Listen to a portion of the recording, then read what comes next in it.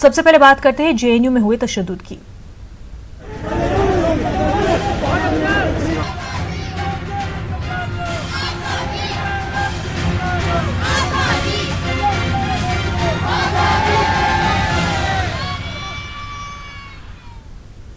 JNU में नकाबपोशों के तशद्दुद के खिलाफ हैदराबाद में मुख्तलिफ तलबा तंजीमों ने एहतजाज किया। देर रात गए हैदराबाद सेंट्रल यूनिवर्सिटी, लिबर्टी और टैंक बंड पर तलबा तंजीमों ने एहतजाज किया और नारेबाजी की। उन्होंने जेएनयू तशद्दुद की मजम्मत की और कसूरवारों के खिलाफ सख्त कार्रवाई का मुतालबा किया।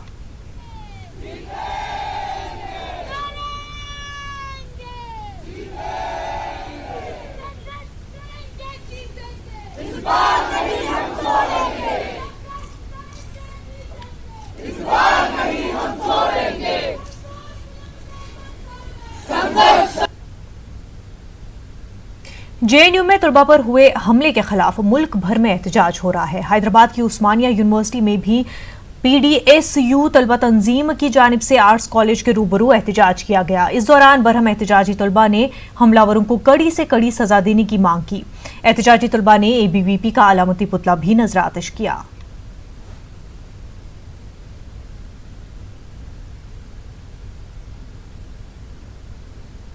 जेएनयू में ये एसएफआई का लीडर, स्टूडेंट ऑर्गेनाइजेशन लीडर जो है ना, उसके ऊपर एबीवीपी वाले अटैक करे, ये इसको मैं अपोज कर रहा है। स्टूडेंट ऑर्गेनाइजेशन उस्मानिया यूनिवर्सिटी से जेएनयू के साथ उस्मानिया यूनिवर्सिटी रहता, जेएनयू का लेफ्ट ऑर्गेनाइजेशन जो है ना, उसका साथ उस्मानिया यूनिवर्सिटी स्टूडेंट्स ऑर्गेनाइजेशन रहता। ये अटैक को अपोज कर रहा। ऐसा गवर्नमेंट इमीडिएटली एक्शन लेना है, नहीं तो पूरा देश के पूरा घूम के पूरा यूनिवर्सिटी के मिलके प्रोटेस्ट करता बोल के मैं बोल रहा है। आज मुल्क में तलबा भी महफूज नहीं है। सेंट्रल यूनिवर्सिटी के तलबा पर हमला तशवीशनाक है। इस वाकये की जांच नहीं बल्कि हमलावरों को कड़ी से कड़ी सजा दी जानी चाहिए। हमारे नुमाइंदे संजीव तिवारी ने इस पूरे मामले पर एमआईएम सदर असदुद्दीन ओवैसी से बातचीत की। आइए जानते हैं असदुद्दीन ओवैसी का क्या कुछ कहना है। जेएनयू में हुए स्टूडेंट्स पर हमले के मामले में असदुद्दीन ओवैसी हमारे साथ मौजूद है। उनसे पूछ रहे थे, सर जिस तरह से कल जेएनयू में स्टूडेंट्स पर हमला हुआ, क्या फर्स्ट रिएक्शन है आपका इस मामले में? मुझे इटली में वो ब्राउन शर्ट्स की तारीख याद आ गई कि कैसे वहाँ पर मुसोलिनी के ब्राउन शर्ट्स ने फासिज्म को इसी तरीके से प्रमोट किया था कि वहाँ के स्टूडेंट्स पर हमला करना।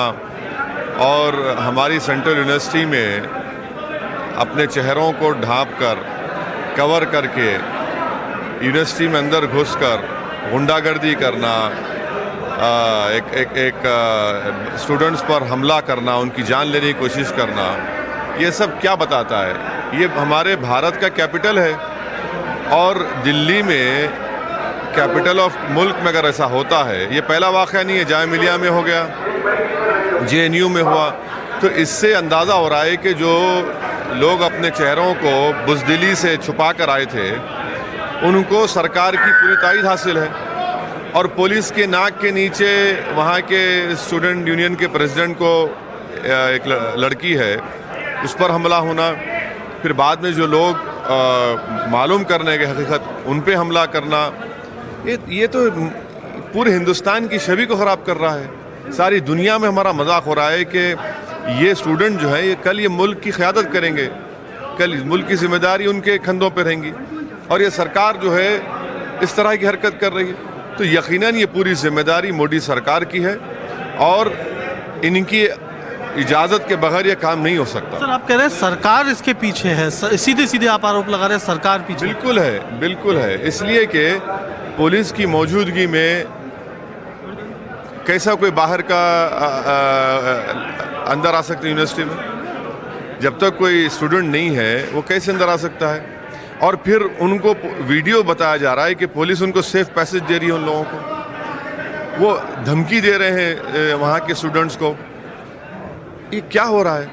आप अंदर घुस के लेडीज़ हॉस्टल में हमला कर देते हैं, ये तो ठीक नहीं है ना, ये हमारी डेमोक्रेसी के लिए ठीक नहीं है। और मैं तो देश के तमाम जनता से अपील कर रहा हूँ कि आप ये देखिए, ये जो गंदगी फैल रही है वो अब सबके घर तक पहुँचने वाली है। या ये मत समझिए कि रुक जाएगा, फैलने वाली है ये। सर गृह मंत्री ने इस मामले की जांच के आदेश दिए हैं, जॉइंट कमिश्नर की उसमें। सर जांच क्यों करते हैं आप? आप फौरन पकड़िए ना। आपके पास तो फेस रिकग्निशन ऐप है, कैपिटल ऑफ इंडिया है, आपके पास पूरे कैमराज हैं। एक सेंट्रल यूनिवर्सिटी में अगर बाहर के लोग घुसकर वहाँ पर मारपीट मचाते हैं, तूफान मचाते हैं और मीडिया के सामने कहते हैं कि देश के गद्दारों को गोली मारो सालों को, क्या हमको डिसेंट का राइट नहीं है उन बच्चों को? और कितने जख्मी है वो सरकार बताती भी नहीं है। बड़ी अफसोसनाक बात है ये। मैं इसको कंडेम करता हूँ। और ये इस तरह का हाई हैंडेड बिहेवियर ज़्यादा दिन चलने वाला नहीं है। आज आप सरकार में है, इसका ये मतलब नहीं है कि इटर्नल पावर आपके पास हमेशा आप रहेंगे। आज मैं हूँ, कल नहीं रहूँगा, कल आप है, कल आप नहीं रहेंगे। मगर आप जो मिसालें कायम कर रहे हैं, ये आप ही को हाउंड करेगा एक दिन। आज आप पावर में आपको नज़र नहीं आ रहा है, मगर ये कल एक दिन आप ही को तकलीफ देगा। ये जो आप शैतान आज पैदा किए हैं, ये कल आप ही को परेशान करेगा। ये जो आग आप आज शुरू किए हैं, वो इससे कल आपका ही घर जलेगा और पूरी दुनिया में मुल्क का नाम नहीं बल्कि मोदी सरकार का नाम बदनाम हो रहा है। कुल मिला के जो असदुद्दीन ओवैसी उन्होंने साफ तौर पर कहना है, उन्होंने आरोप लगाया कि जेएनयू में जो भी कुछ हुआ उसके पीछे कहीं ना कहीं सरकार का हाथ है। अब ये सीधा सा एलिगेशन है वो गवर्नमेंट के ऊपर असदुद्दीन ओवैसी का, और उनका कहना है कि जांच की ज़रूरत नहीं है, सीधे सीधे जिन लोगों ने हमला किया उनकी गिरफ्तारी होनी चाहिए। कैमरामैन मनीष के साथ संजय तिवारी, न्यूज़ 18 हैदराबाद। दिल्ली में जेएनयू यूनिवर्सिटी में मास्क डालने के यूनिवर्सिटी के स्टूडेंट्स के ऊपर अटैक करने का जो काम है, ये बराबर इसमें आरएसएस का हाथ है। कोई भी होने दो, ये यूनिवर्सिटी में जाके मास्क डाल के ये हंगामा करके लॉ एंड ऑर्डर प्रॉब्लम गिराना कोई भी करने दो, ये गलत है। इसके ऊपर सही इंक्वायरी होना चाहिए। अगर अब यही सिलसिला हर यूनिवर्सिटी में हो जाएगा, जो यूनिवर्सिटी में सीएए के विरोध करते, तो दूसरे लोग जो सपोर्ट करने वाले ऐसा अटैकिंग हुआ तो देश भर में लॉ एंड ऑर्डर का प्रॉब्लम शो होगा, लोगों को सिक्योरिटी का प्रॉब्लम होगा। अमित शाह जी, कॉर्पोरेट स्कूलों में नजर आने वाले डिजिटल क्लासेस अब सरकारी स्कूलों में भी नजर आ रहे हैं। हैदराबाद के कुकटपल्ली जिला परिषद स्कूल में डिजिटल क्लासरूम्स तामीर किए गए हैं। होम फाउंडेशन के इश्तराक से सरकारी स्कूल के 3 क्लासरूम्स में डिजिटल क्लासेस तामीर किए गए हैं।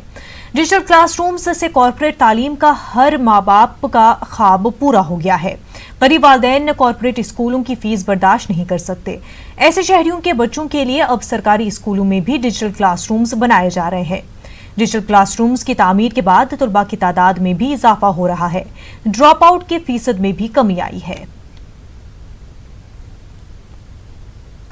हैदराबाद पुलिस ने शिकायतों के इंदराज के लिए नए तरीके को मुतारिफ किया है। City police commissioner Anjani Kumar ने बताया कि नए साल से शिकायतों के नए तरीकेकार को मुतारिफ किया गया है।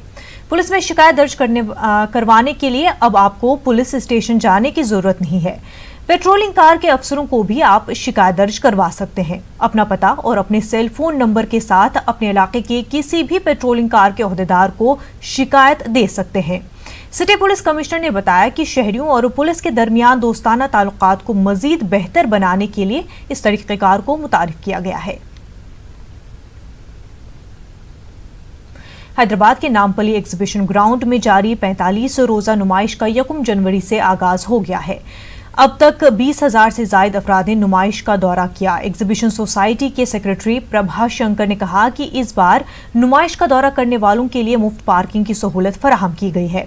इसके अलावा गुज़श्ता साल पेश आए आतिशबाजी हादसे को नजर में रखते हुए इस तरह के वाकयात पर काबू पाने के लिए पूरे ग्राउंड में आग बुझाने की पाइपलाइन नस्ब की गई है।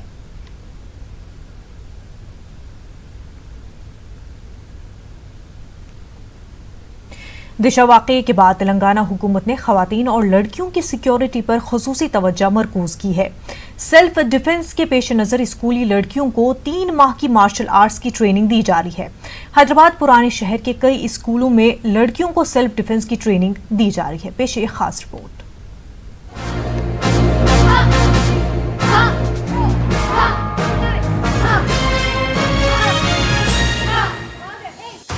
ये कोई कराटे ट्रेनिंग इंस्टीट्यूट नहीं बल्कि पुराने शहर हैदराबाद में है सो सेंट मार्ज हाई स्कूल है।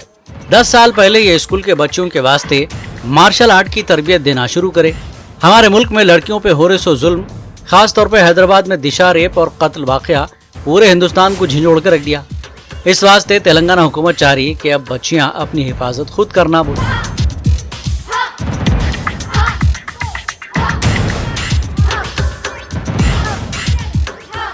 तेलंगाना हुकूमत स्कूलों के बच्चों के वास्ते 3 महीने का मार्शल आर्ट कोर्स शुरू करने का इरादा कर रही, मगर पुराने शहर का एक स्कूल सेंट मास 10 साल पहले ये काम शुरू कर दिया सो है और अपने बच्चों को स्कूल के अंदर ही एक ट्रेनर का इंतजाम करके मार्शल आर्ट्स की तरबियत दे रहे। ये जो मार्शल आर्ट्स है ये हर आदमी को सीखना चाहिए, हर लड़की को, खुसूसन स्पेशल लड़कियों को सीखना चाहिए कि क्योंकि हम 10 साल से ये मार्शल आर्ट बच्चियों को सिखा रहे हैं और ये ओलंपिक गेम में भी था पहले। और जो है इंडिया के बहुत सारे मकामात जैसे चेन्नई है, जैसे मद्रास और लखनऊ और आपके आसाम, पंजाब से हमारे बच्चे गोल्ड मेडल जीत के आए। अब तो खुशाइंदा बात है कि तेलंगाना गवर्नमेंट भी जो है गवर्नमेंट स्कूल्स में 3 महीने की मार्शल आर्ट्स की ट्रेनिंग दे रही है। ये बहुत अच्छी बात है। हम तो इसको 10 साल से जो है चला रहे हैं, 10 साल से बच्चियों को जो है ट्रेनिंग दे रहे हैं और ये बच्चे हम बहुत सारे मेडल जीत के आए। और हर बच्ची को जो है मेंटली, फिजिकली और जो है फिट होना चाहिए और ताकि वो अपना सेल्फ डिफेंस भी कर सकें और इंडिया का नाम भी रोशन कर सकें। अगर ये ओलंपिक गेम में आता है तो हमारे बच्चे यहाँ बराबर सेलेक्ट होंगे, क्योंकि बहुत सारे गोल्ड मेडल से ये लोग जगह जगह से लेकर आए हैं। सेंट मास के बच्चे यहाँ स्कूल खत्म हो होते बैगा उठा के घरों को नहीं चले जाते, बल्कि दिन में 1 घंटा जम के मुक्के मारना, पैरों से किका मारना और फिर तलवारबाजी और लट फिराना सीखते। के लिए सेल्फ डिफेंस अब फिल वक्त जो ज़रूरत है, जो ख़ास तौर से लड़कियों के लिए सेल्फ डिफेंस की ज़रूरत है, तो हम लोग उसके लिए थोड़े बहुत बेसिक सिखाते हैं और जो ऑलरेडी ओल्ड है उन लोग को सेल्फ डिफेंस कंप्लीट सिखाने की कोशिश करते हैं। कॉम्पिटिशन्स हम लोग अभी तो फिल वक्त लास्ट ईयर हुए थे कॉम्पिटिशन, इंटर स्कूल कॉम्पिटिशन हुए थे और उससे पहले हम लोग नेशनल्स खेलने लेके गए थे स्कूल के गर्ल्स को। थोड़े वहाँ पर हम लोग अल्हम्दुलिल्लाह बहुत अच्छा परफॉर्मेंस रहा। 2 गोल्ड मेडल, 1 सिल्वर और 1 ब्रॉन्ज हासिल हुआ हम लोग के स्कूल को। मैं सेंट मार्क्स स्कूल में स्टूडेंट रह चुकी हूँ। अभी मैं मार्शल आर्ट्स यहाँ पे सिखाती हूँ। मार्शल आर्ट्स यहाँ पे हम स्टार्ट करते हैं 5th क्लास के बच्चियों से। 5th to 10th जो बच्चियाँ हैं वो यहाँ पे मार्शल आर्ट्स करती है और मार्शल आर्ट्स में हम सेल्फ़ डिफ़ेंस भी सिखाते हैं। सेल्फ़ डिफ़ेंस बच्चियों को बहुत ज़रूरी है क्योंकि आजकल माहौल आप देखते हैं कि बच्चियाँ अनसेफ है यहाँ पे और हर एक लड़की को, हर एक औरत को सेल्फ़ डिफ़ेंस सीखना चाहिए क्योंकि जब हम घर के बाहर निकलते हैं हम अपने आप को सेल्फ़ प्रोटेक्ट नहीं कर पाते हैं और हम अपने आप को महफूज नहीं समझते हैं। इसीलिए जब भी हम घर के बाहर निकलते हैं हमको महफूज लगना चाहिए। हम किस वजह से महफूज रहेंगे? जब हम सेल्फ़ डिफ़ेंस सीखेंगे तो हम अपने आप पे कॉन्फिडेंस रहेगा, तभी हम घर के बाहर अच्छे से कॉन्फिडेंस से निकल पाएंगे। तो मैं चाहूँगी कि सब बच्चियाँ सेल्फ़ डिफ़ेंस सीखें, मार्शल आर्ट्स सीखें। मार्शल आर्ट्स भी बल्कि नहीं, आप दूसरा स्पोर्ट्स भी ज्वाइन कर सकते हैं जिससे आपको लगे कि आप स्ट्रॉन्ग बने और आपके अंदर कॉन्फिडेंस आए कि हाँ मैं घर के बाहर अच्छे से निकल सकती हूँ, मुझे कोई परेशानी ना हो, कोई तकलीफ़ ना हो उसी से। हम यहाँ पे सेल्फ़ डिफ़ेंस में हम बच्चियों को सिखाते हैं मार्शल आर्ट्स। मार्शल आर्ट्स में होते हैं पंचेस, किक्स वगैरह सिखाते हैं और हम उसमें सिखाते हैं कि जब आगे वाला अटैक करता है तो हम उससे कैसे बचे, हम वो सिखाते हैं यहाँ पे। सेंट मार्स स्कूल में जब मार्शल आर्ट की ट्रेनिंग शुरू करे तो ये सोचे थे कि बच्चियाँ खुद की हिफाजत कर लेना और इससे होती सो वर्जिश से सेहतमंद और फिट रहना, लेकिन अपने स्कूल और कोच की हिम्मत अफजाई से इस स्कूल के बच्चियाँ कीते की नेशनल और इंटरनेशनल मुकाबलों में हिस्सा लिए। मैं वुशु सीख रही हूँ अपने सेल्फ डिफेंस के लिए और अपने सेल्फ प्रोटेक्शन के लिए। तब भी मैं बाहर निकलूँ जब मैं अपने आप को सेफ फील करूँ और ये मेरे लिए बहुत अच्छी चीज़ है कि मैं अपने इंडिपेंडेंट जा सकती हूँ बाहर, कुछ अपने पैर पे ठहर सकती हूँ। और मैं 7 से सीख रही हूँ मार्शल आर्ट्स और मैं कई सारे कॉम्पिटिशन्स में भी गई, इंटरनेशनल बॉक्सिंग कॉम्पिटिशन में भी गई, वहाँ पर मेरे को सिल्वर मेडल आया। मैं 9th क्लास की हूँ। मैं यहाँ पर मार्शल आर्ट सीखती हूँ सेल्फ डिफेंस के लिए। मैं यहाँ पर मार्शल आर्ट्स 5th क्लास से सीख रही हूँ। मुझे यहाँ से बहुत कुछ सीखने को मिला है और मैंने बहुत कुछ सीखा है। हमें इससे बहुत ज़्यादा हिम्मत मिलती है। अगर हम अकेले बाहर गए तो भी हमें तो इतनी तो हिम्मत रहती है कि हम अपने आप को प्रोटेक्ट कर सकते हैं। तो सेल्फ़ डिफेंस हमारे लिए बहुत ज़्यादा इम्पॉर्टेंट है। हमको उससे बहुत ज़्यादा बेनिफिट्स भी है। पुराने शहर हैदराबाद के स्कूल में बच्चियों को पूरे 5 साल तक मार्शल आर्ट की ट्रेनिंग देते। न्यूज़ 18 उर्दू के लिए हैदराबाद से अनीसुर रहमान की रिपोर्ट। 25 जनवरी की रात तारीखी चार मीनार के दामन में कौमी परचम लहराया जाएगा। MIM सदर असुद्दीन ओवैसी ने कहा कि CAA, NRC और NPR के खिलाफ बतौर एहतजाज ये प्रोग्राम मुनक्किद किया जा रहा है। रात को चार मीनार के सामने CAA और NRC NPR के खिलाफ भी एक पुरअमन एहतजाज होगा। इसमें भी आपको हिस्सा लेना, हिस्सा बैठने के लिए नहीं, पूरा आप लोग जो है मेरे CCTV कैमरा है आप लोग इंशाअल्लाह। एहतजाज के साथ साथ हम लोग अपनी 26 जनवरी को सेलिब्रेट भी करें।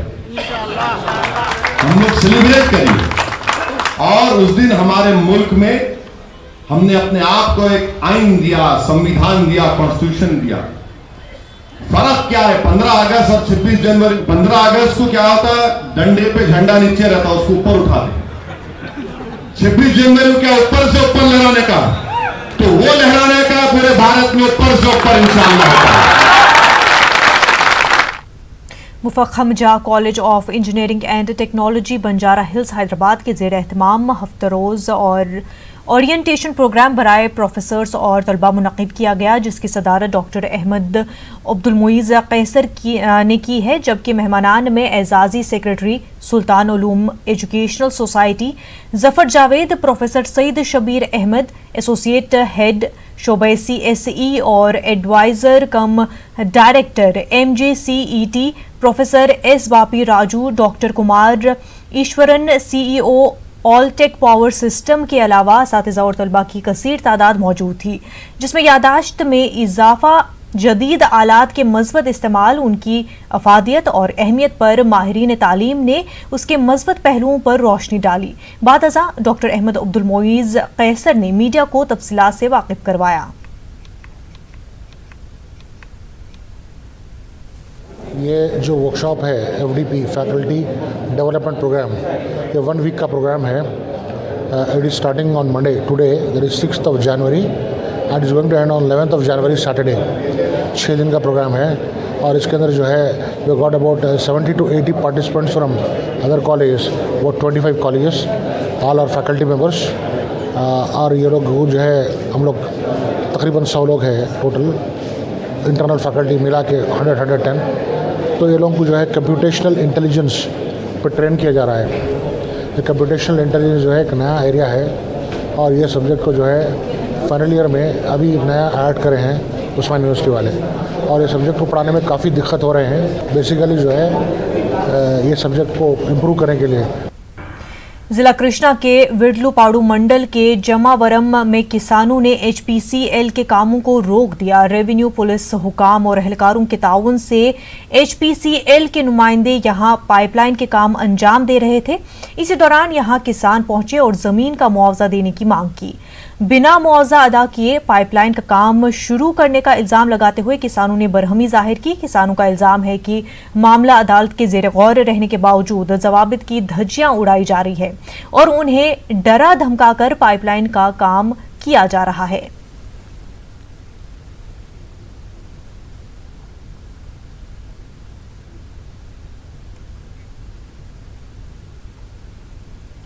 अमरावती की ताईद में गुंटूर में राजधानी प्रिय रक्षणा समिति की जानिब से मुनक्किदा पैदल मार्च कशीदा सूरत हाल इख्तियार कर गया। राजधानी प्रिय रक्षणा समिति की क़यादत में चलकालोरी पेटा से पैदल मार्च का आगाज हुआ था, जिसे पुलिस ने रास्ते में ही रोक लिया। पदयात्रा में हजारों किसान शरीक थे। पुलिस की जानिब से रुकावटें खड़ी किए जाने पर बरहम किसानों ने हुकूमत और पुलिस के खिलाफ नारेबाजी की। साबिक वजीर पीपल्ला राव ने पुलिस के तरीक़ेकार पर नाराजगी इजहार की है। सड़क पर बैठकर उन्होंने धरना दिया। पुलिस ने एहतजाजियों को जबरदस्ती हिरासत में लेकर पुलिस स्टेशन मुंतकिल किया। इस दौरान पुलिस और एहतजाजियों के दरमियान धक्का मुक्की देखी गई।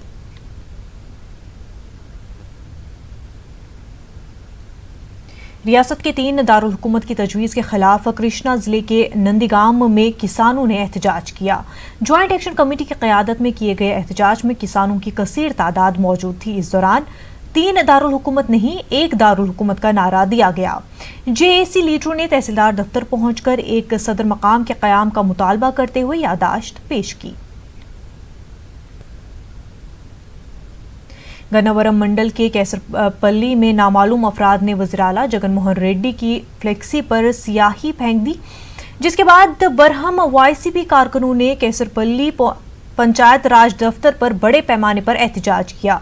बरहम वाईसीपी कारकुनों ने मकामी पुलिस स्टेशन में शिकायत भी दर्ज करवाई।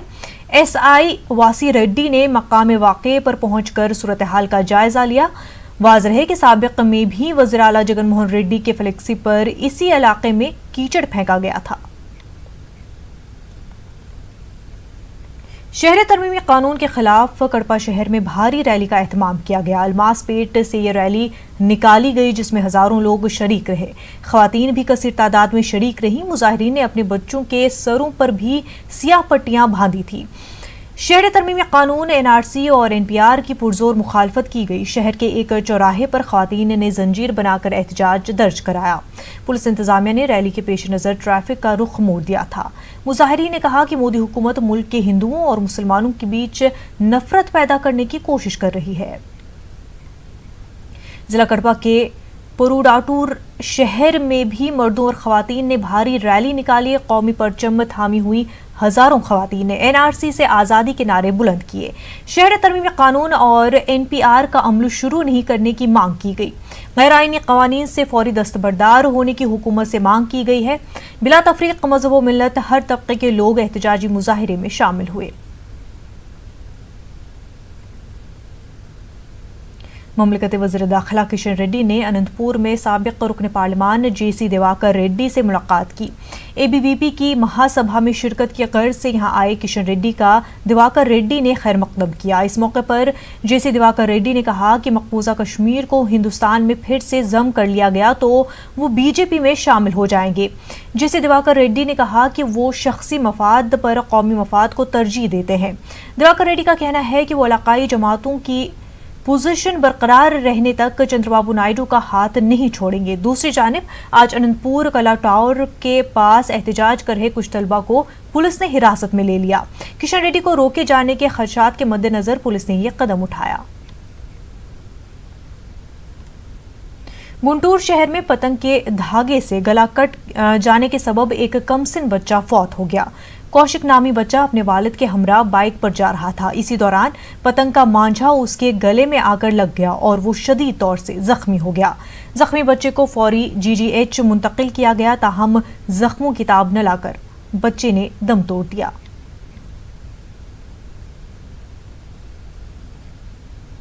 विजयवाड़ा के मजाफाती इलाके कनकी पाड़ू में गैस सिलेंडर फट पड़ा। एक मकान में गैर कानूनी गैस रीफिलिंग के दौरान यह हादसा पेश आया है।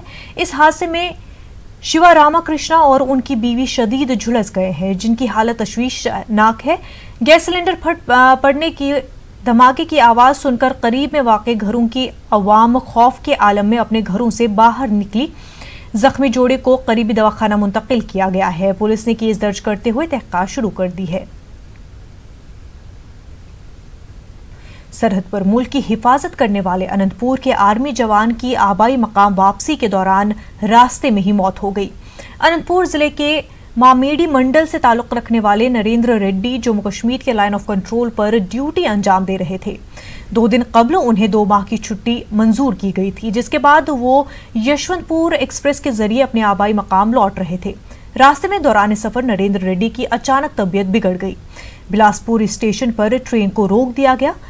चंद्रपुर हॉस्पिटल में इलाज के दौरान नरेंद्र रेड्डी की मौत हो गई। नरेंद्र रेड्डी की मौत की खबर सुनकर अहले खाना पर गम का पहाड़ टूट पड़ा।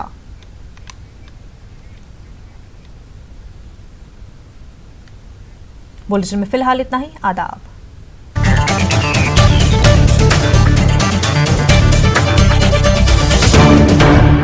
इस न्यूज हेडलाइंस के प्रायोजक सच्ची सहेली, महिलाओं के लिए सबसे भरोसेमंद औषधि एवं टॉनिक।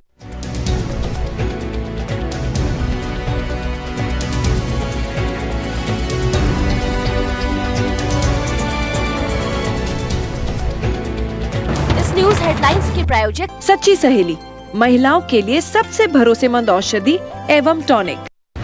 JNU में नकाब पोशों का कातिलाना हमला।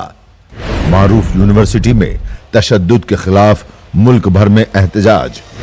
मरकजी वुज़रा समेत अपोजिशन ने की जबरदस्त मजम्मत। दिल्ली पुलिस और यूनिवर्सिटी इंतजामिया की कारकर्दगी पर सवाल। जामिया, AMU और अब JNU, सियासी साजिश या ना